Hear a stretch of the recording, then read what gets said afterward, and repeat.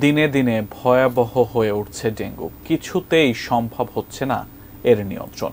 আর এর কারণ হিসেবে সমন্বয়হীনতার দিকেই আঙ্গুল তুলছেন বিশেষজ্ঞরা।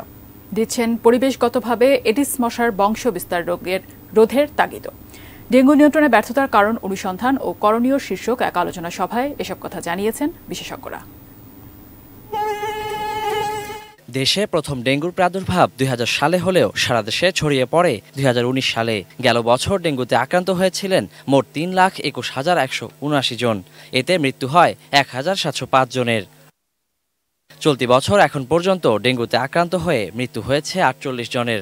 বর্ষা মৌসুম পেছানোয় তেমন প্রকোপ নেই, তবে সামনেই ভয়াবহ হয়ে উঠতে পারে এই প্রকোপ। পরিবেশ বাঁচাও আন্দোলন ও বার্ষিক আয়োজিত আলোচনা সভায় এই আশঙ্কার কথাই শোনালেন বিশেষজ্ঞরা।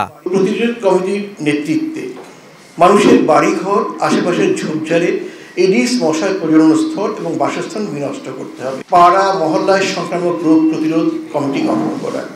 এই কমিটি ডেঙ্গু, করোনা ইত্যাদি সংক্রামক রোগ প্রতিরোধে জাতীয় গাইডলাইন অনুযায়ী ভূমিকা রাখবে। ডেঙ্গু নিয়ন্ত্রণে সংশ্লিষ্টদের ঘাটতি তুলে ধরেন স্বাস্থ্য অধিদপ্তরের রোগ নিয়ন্ত্রণ শাখার সাবেক পরিচালক অধ্যাপক ডাক্তার বেনজির আহমেদ। ডেঙ্গু নিয়ন্ত্রণে স্বাস্থ্য বিভাগের যে করণীয় ছিল সেটা একটা বড় ব্যত্যয়, এবং এখানে আইনি বিষয় আছে একটা, যে নগরে স্বাস্থ্যসেবা দেবে স্থানীয় সরকার।